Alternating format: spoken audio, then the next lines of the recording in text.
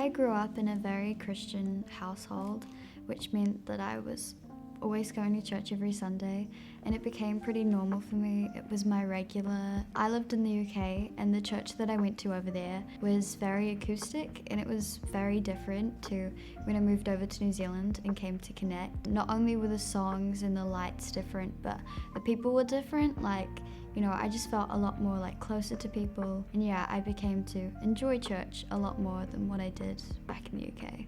When I was 12, I was baptized, and after that it felt amazing, like I was walking on clouds, it was amazing. You know how you feel when you're baptized. Then when I went into college, I think that's when things started to go downhill. When I was around the age of 15 or 16, I stopped enjoying church. Nothing was really bringing me to church except for my parents. And then around that time, I started struggling a lot more in school. My grades were dropping. I didn't have many friends, and I had hardly any Christian friends. I just didn't really have much of a secure foundation, and I was just finding it really hard to enjoy anything. And throughout this time, I decided that I wanted to drop out of school, which I did end up doing. And I also wanted to quit church, which I didn't end up doing. My mum was pretty sure on me staying. But after some time of having to come to church because of kids' church, I started to realize just all the things I had taken for granted, and just realize the community I had here, and just all the things that God has done for me in my past. There's just been so many times that I can look back on and being like, God has been there for me. Yeah, there's an amazing community here. I think when I started coming to young adults, I don't know, there's just amazing people there that are very inviting. I think the church is growing at the moment, which is amazing. If I want to go and get coffee with someone to talk about something, I can. And I think that's, something that God's also graced me with. If I didn't have church, I don't really know where I would be. I've really enjoyed, coming to church again now, because I'm now on Cafe.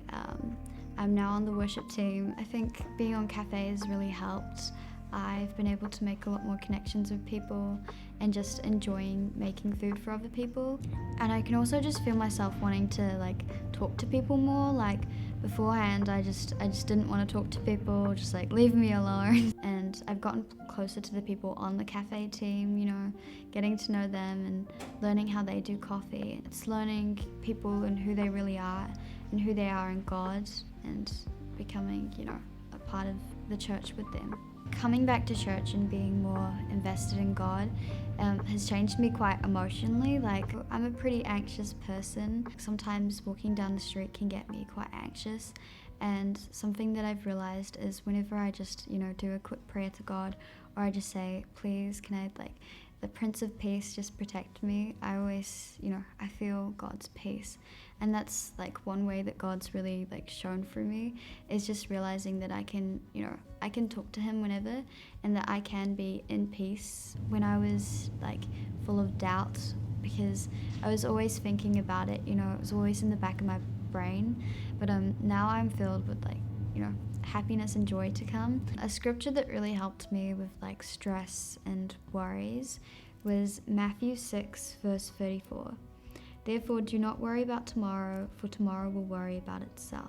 It just really helped me think about how tomorrow is its own day, and that, as much as I have responsibilities tomorrow, today has its own, and I need to, look after myself and, just see what God has in store for me for today. I just want to let you know that if you are feeling similar, that you're not alone. Yeah, God will never be upset with you for doubts, because it's all in us to doubt. But if you are struggling with doubts, please just let someone know.